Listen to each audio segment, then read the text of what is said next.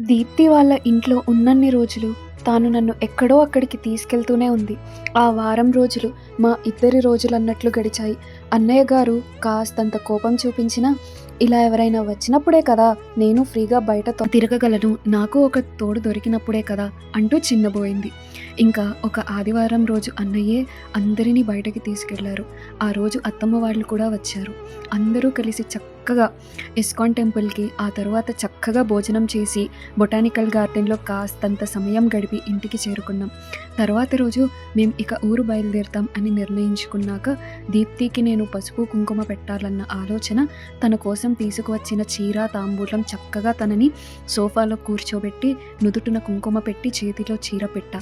వెంటనే నా భుజాలు పట్టుకొని నన్ను అలానే సోఫాలో కూర్చోబెట్టి తాను రూమ్లో నుంచి చీర తీసుకొచ్చి నా నుదుటిన కుంకుమ పెట్టి, మా ఇంటికి వచ్చిన మా వదినకి ఇదే నేను పెట్టే మొట్టమొదటి పసుపు కుంకుమ అని చీర పైన గాజులు, పసుపు, కుంకుమ అన్నీ కలిపి నా చేతిలో పెట్టింది. ఇదంతా పక్కనే సోఫాలో కూర్చొని చూస్తున్న మా అత్తమ్మలు ఇద్దరూ కాసేపు నవ్వుకున్నారు.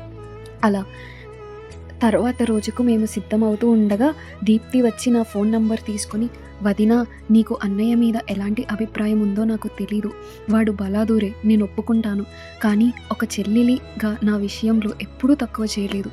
ఊరు వచ్చిన ప్రతిసారి నన్ను మా ఆయనని ఏ లోటు లేకుండా చూసుకునేవాడు, అన్నీ తెచ్చిపెట్టేవాడు. వాడి ముందు మీ అన్నయ్య సరదాగా ఒక మాట అన్నా ఊరుకునేవాడు కాదు. ఎంత బలాదూరైనా నాకు అన్నయ్య ఈ చెల్లెలి విషయంలో ఏమాత్రం తక్కువ చేసేవాడు కాదు.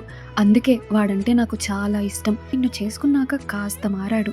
ఇంట్లో పని బాధ్యతగా చూసుకుంటున్నాడంట, ఫ్యాక్టరీ కూడా చూసుకుంటున్నాడు అని నిన్ను ఏ పరిస్థితుల్లో పెళ్లి చేసుకున్నాడో తెలీదు. నాన్న మాటల్ని బట్టి మీది లవ్ మ్యారేజ్ అని అర్థమైంది. లవ్ మ్యారేజా? లవ్ మ్యారేజ్ అంటూ వచ్చిన ఈ కొత్త మలుపుకి స్వేచ్ఛ ఎలా తట్టుకుంటుందంటారు? చూద్దాం. ప్లీజ్ లైక్ చేయండి. అండ్ నెక్స్ట్ ఏం జరుగుతుందని మీరు అనుకుంటున్నారో కామెంట్ చేసేయండి. Thank you.